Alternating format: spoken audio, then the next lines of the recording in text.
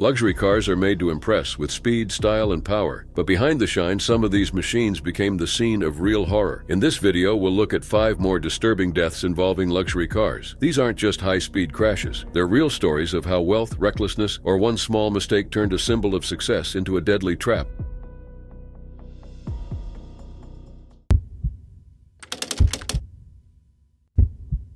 It was June 14, 2023, in Castel Palocco, a quiet neighborhood just outside Rome, Italy. 29-year-old Elena Uccello had just picked up her 2 kids, 5-year-old Manuel and his 4-year-old sister, from kindergarten. They were on their way home in her small Smart 4x4 car. Everything was normal. The kids were laughing in the back seat. But just minutes later, everything changed. Around 4 p.m., Elena was driving along Via di Macchia Saponara, a narrow road with a speed limit of 30 kilometers per hour. Suddenly, a blue Lamborghini Urus came speeding toward her. Witnesses said it was driving dangerously, possibly trying to overtake another vehicle. Moments later, it slammed head-on into Elena's car. Inside the Lamborghini were 5 young men aged 20 to 23, all members of a YouTube group called The Borderline. The channel had over 600,000 followers and was known for doing risky challenges. That day, they were filming a 50-hour stunt, staying inside the rented SUV, filming content non-stop to gain views and money. The driver was 20-year-old Matteo Di Pietro, a founding member of the group. Sitting next to him was Vito Loiacono, another creator. Just 2 hours before the crash, Vito posted a TikTok video mocking a woman driving a smart car, laughing at how cheap it looked. He joked, saying his car was worth as much as Amazon. That smart car model was the same one Matteo would hit just hours later, with little Manuel inside. Locals described hearing a loud crash. One man ran over and began giving CPR to Manuel. Another witness, 18-year-old Valeria, saw one of the YouTubers climb out of the wreckage, look into Elena's car, but get no response. She said she couldn't get closer, it was too disturbing. Some people said the group kept filming even after the crash. Authorities investigated that claim. Emergency crews arrived fast. Elena, Manuel, and the little girl were rushed to Grassi Hospital in Ostia. Doctors tried to save Manuel, but he was later pronounced dead. Elena had serious injuries and stayed in the hospital. Her daughter was also hurt, but later released into the care of her grandparents. As the news spread, people were shocked and angry. It was soon revealed that the Borderline had made nearly 200,000 euros the year before from challenge videos, stunts that included living inside cars, eating large amounts of food, and taking risks for views. But this time, the consequences were real. Authorities launched a full investigation. Matteo was formally placed under investigation for causing a fatal crash and serious injury. His phone and the phones of the others were taken by police to check for any footage recorded before or after the crash. They also searched Matteo's home and the group's business office. Witnesses said the Lamborghini not only hit the smart car, it dragged it and crushed it. Debris was scattered everywhere. Early reports wrongly said Vito was driving, but it was later confirmed that Matteo had been behind the wheel. Vito posted on Instagram, saying he was deeply affected and had never driven the car. Matteo also tested positive for cannabis, which raised more questions. His lawyer, who is also his uncle, said the Lamborghini was going between 60 and 80 kilometers per hour, even though the speed limit was only 30. He also denied any reckless behavior. Italy's Deputy Prime Minister Matteo Salvini reacted strongly. He said people who risk lives for online stunts shouldn't be allowed to drive again. Other officials demanded that the Borderline's content be taken down immediately. A new law is now being considered, one that would ban promoting illegal behavior online. If passed, it could lead to prison time. The group Moj also asked for the Borderline's channel to be shut down. Their director said families had been destroyed in minutes, one mourning a tragic loss, the other facing the serious results of their actions. Eventually, the Borderline posted one final video titled 14th of June 2023. In it, they said they would end all activities and offered condolences to Manuel's family. Right now, the investigation is still ongoing. Police are reviewing messages, chat logs, and any videos that were taken during the crash. It's unclear how this will all end legally, but for one family, their world changed forever. It was December 2024, on National Highway 48 near Nelamangala, just outside Bengaluru. The highway was packed with traffic, trucks, cars, and commercial vehicles moving steadily through the morning. Inside a brand new Volvo XC90 SUV was 48-year-old Chandram Yegapagal, managing director of iAst Software Solutions. With him were his wife Gaurabai, 42, their children Gyan, 16, and Diksha, 12, his sister-in-law Vijayalakshmi, 36, and her 6-year-old daughter, Arya. The family was traveling to their hometown of Morbagi in Maharashtra to spend Christmas with relatives. Chandram was driving carefully, keeping a safe distance behind a small truck, an Eicher Canter. The SUV, purchased just 2 months earlier, was known for its safety features. Everything seemed fine until the clock hit 11 a.m. At that moment, a large container truck carrying aluminum pillars was coming from the opposite direction. The driver, Arif, was reportedly driving fast. Witnesses and police reports later confirmed that Arif swerved suddenly to avoid hitting a car that had slowed down in front of him. In doing so, the container truck crossed the median, crashed into the Eicher Canter, and tipped over, its heavy load falling directly onto the Volvo SUV behind it. The outcome was immediate and devastating. The SUV was crushed under the weight of the container. All 6 passengers inside died instantly. Their bodies were badly damaged and the vehicle was nearly flattened. The drivers of the Eicher truck and the container lorry both had minor injuries and were taken to the hospital. Police and rescue teams arrived quickly, but traffic came to a standstill. Videos and photos from the scene showed the massive container blocking both lanes, with only parts of the Volvo visible underneath. Cranes had to be brought in to lift the container before emergency workers could reach the SUV. CCTV footage from a nearby building clearly showed how the crash happened. Police confirmed Chandram had been driving responsibly. The crash was caused by the sudden movement of the container truck, not by any mistake from Chandram. Chandram had built his life from humble beginnings in Morbagi, Jat Taluka. He studied at a government school, earned a diploma in electrical and electronics engineering from GPT Gulbarga, and graduated from NITK Surathkal, one of India's top engineering colleges. He worked at several multinational firms before starting his own tech company in Bengaluru. His company grew to employ over 100 engineers and was planning to expand into Pune. To his hometown, Chandram was more than just successful. He was a role model. Over 70 young people from Morbagi pursued engineering careers because of him. He helped many with school fees and job placements. During the COVID-19 lockdowns, he ran his business from Morbagi and supported his community. He even helped build a home for his married sister and supported his brother's medical education. With him on that day were his wife, who stood by him through all stages of life, their 2 promising children, and 2 close family members. All 6 were cremated the next day on their ancestral land. The entire village gathered in silence. His elderly father and brother lit the funeral pyres. The accident caused public anger. On social media, people questioned the safety of Indian highways. Some said that even the safest cars can't protect you if roads are dangerous and traffic rules are ignored. The Volvo XC90 has had 0 recorded fatal crashes in the UK since 2002, but even that level of safety couldn't protect this family from a heavy container falling from above. Police later said no vehicle could have survived that impact.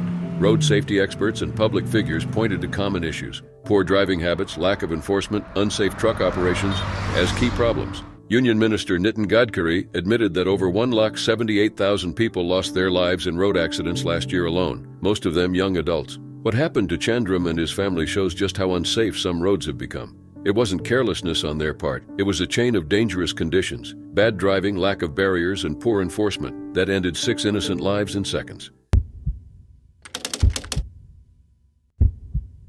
It was February 17, 2021 in Los Angeles, California. Monique Munoz, a 32-year-old woman, had just finished her workday. She was a receptionist with hopes of becoming a lawyer. Her family said she was smart, kind, and driven. That evening, she got into her silver Lexus and started driving home, but she never made it. Around 5 p.m. at the intersection of Olympic Boulevard and Overland Avenue, a Lamborghini Aventador SVJ was speeding down the road, going over 100 miles per hour. Behind the wheel was Brendan Curry, a 17-year-old who had been given the car by his father, James Curry, a wealthy businessman with companies linked to Amazon. The Lamborghini, worth over $500,000, had been a birthday gift. As Monique waited at the light, Brendan's car crashed into hers. The impact was violent. Her vehicle was nearly split in 2. Witnesses said it looked like a movie scene. Monique died on the spot. She never had a chance to escape. Brendan was hospitalized with a brain injury. As news of the crash spread, police began investigating. LAPD Detective James Dixon confirmed Brendan had been driving at 106 miles per hour. Witnesses also said another car, an Audi, may have been racing the Lamborghini. The Audi was found at the scene but hadn't struck anything. That part of the case remains open. Despite the seriousness of the crash, no charges were filed at first. Weeks passed, and the silence caused public anger. Many believed Brendan was being protected because of his father's wealth. James Curry lived in an $8 million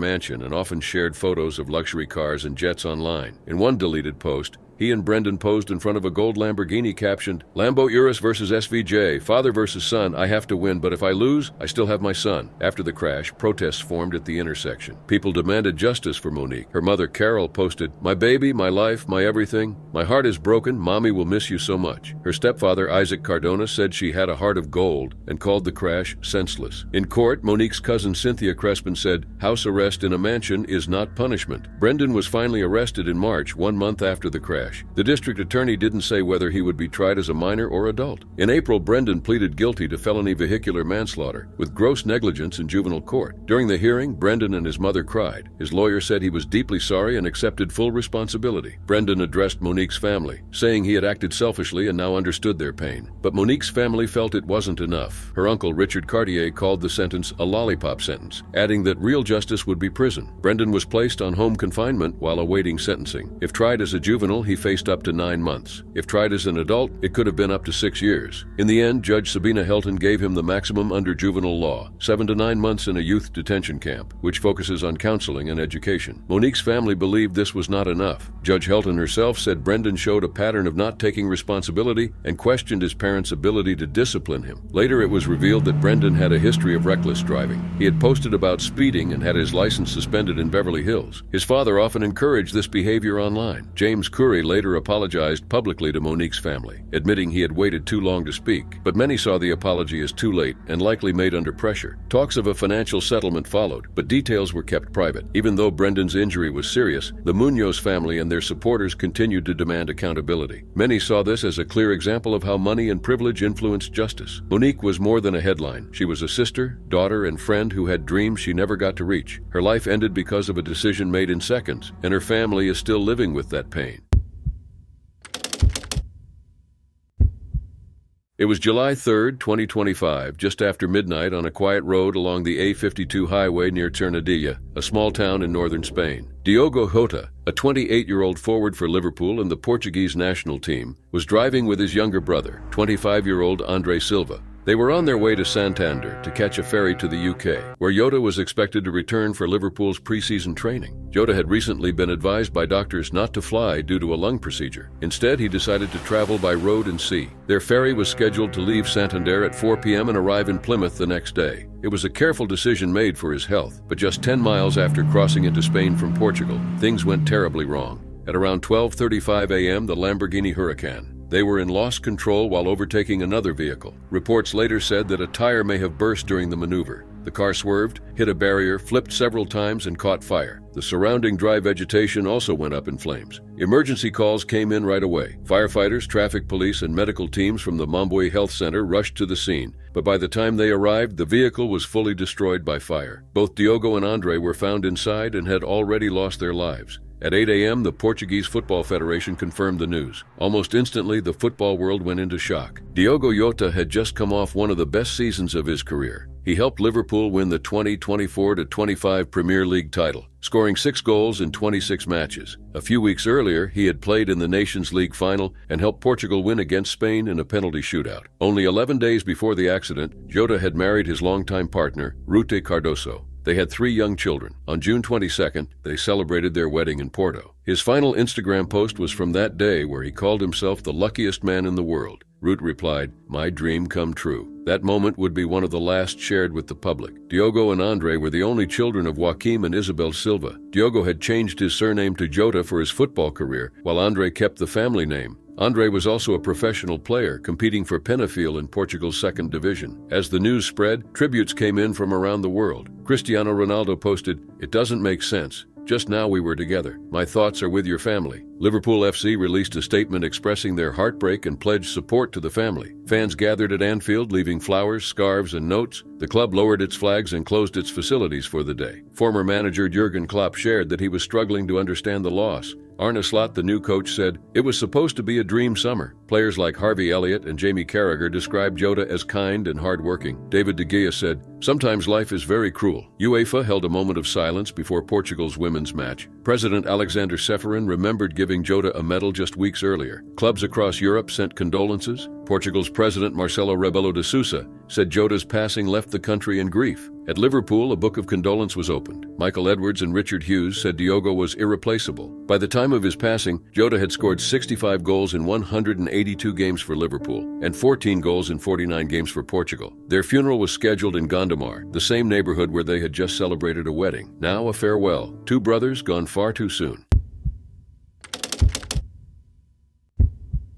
It was June 25, 2012, in Stockport, Greater Manchester. 58-year-old Graham Padmore had planned a special surprise. His son Mark was turning 21. Mark had cerebral palsy, and Graham wanted to give him a memory he'd never forget. To celebrate, he rented a Lamborghini Gallardo Spider, an expensive car worth about £150,000. He also arranged access to a closed-off airfield at Woodford Aerodrome, so they could enjoy a high-speed drive in a safe place. This wasn't the first time the Padmores celebrated birthdays with luxury cars. It had become a tradition, but this time things would not go as planned. That morning, Graham's wife Georgina and their daughters, Helen and Claire, joined them at the airfield to watch. The idea was simple. Graham would take Mark for a fast drive down the runway with the top down. It was supposed to be exciting, fun, and safe. Witnesses said both Graham and Mark looked happy as the car passed the viewing area. They were smiling as the Lamborghini roared down the runway at around 100 miles per hour. On a long, clear runway, it seemed like nothing could go wrong. But shortly after the pass, something felt off. James Fletcher, who worked with Avro Heritage and had given Graham permission to use the airfield, noticed that Graham had not started braking where he should have. He later said out loud, "He should have been braking at that point." Then, without warning, the car vanished from sight. There were no tire screeches or signs of panic, just silence. Everyone rushed to follow the car's tire marks. The tracks went beyond the runway, through grass, across 2 fences, over a concrete barrier, and down a 20-foot embankment. The car had flipped and landed upside down in a nearby farmhouse garden. Mark was still in the passenger seat, trapped but held by the car's safety restraints. Graham had been thrown around 30 feet from the vehicle. He was lying on his back, partly awake and trying to move. Fletcher, afraid the car might catch fire, pulled Mark out and stayed with him until help arrived. Emergency services came quickly. The wreck was described by a nearby birdwatcher as completely destroyed. He said it was hard to believe anyone had survived. Mark, incredibly, only had some bruises, but Graham's injuries were much more serious. He had major damage to his head and chest. He was taken to Wythenshawe Hospital in critical condition. 4 days later, Graham passed away. His family was devastated.